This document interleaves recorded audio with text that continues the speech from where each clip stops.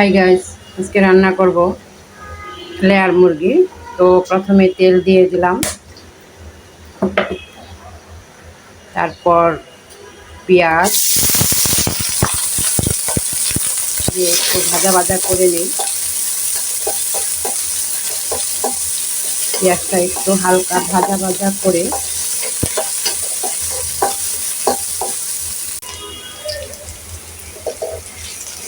আমার পেঁয়াজটা একটু ভাজা ভাজা হয়ে আসছে। এখন দিয়ে দিব আদা রসুন বাটা, দিয়ে দিব হলুদের গুঁড়ো, দিয়ে দিব মরিচের গুঁড়ো। তারপর প্রথমে একটু লবণ দিয়ে নিই, তারপর একটু পানি দিয়ে একটু নাড়াচাড়া করে মশলাটা একটু ভুনা ভুনা করব। আর একটু পানি লাগবে। এখন মশলাটা দিয়ে দিব,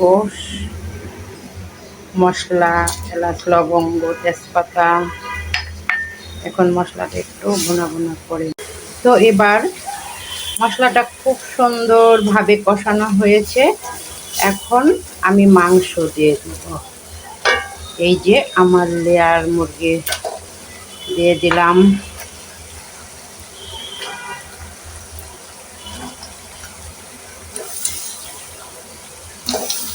এখন সুন্দর করে মাংসটা সুন্দর করে নেড়ে চেড়ে কষাবো।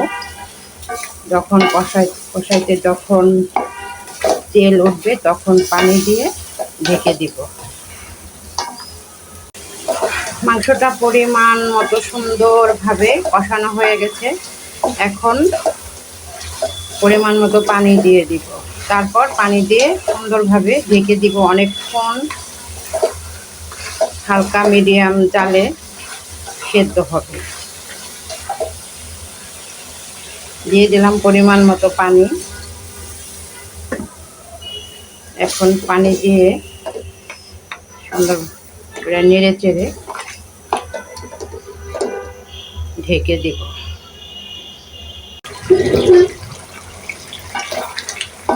দেখেন আমার মুরগিটা এখন রান্না হয়ে গেছে। আর এই প্রথমে আমি ভিডিওতে কথা বললাম, এতদিন কথা বলি নাই। জানি না আমার কথাগুলো কেমন সবার কাছে ভালো লাগবে কিনা। তো আশা করি সবারই ভালো লাগবে। তো ভালো থাকবেন। আসসালামু আলাইকুম, টাটা। তো আমার মুরগিটা কষানো হয়ে গেছে। এখন কিছু কাঁচামরিচ দিয়ে দিলাম ফ্লেভার খাওয়ার জন্য।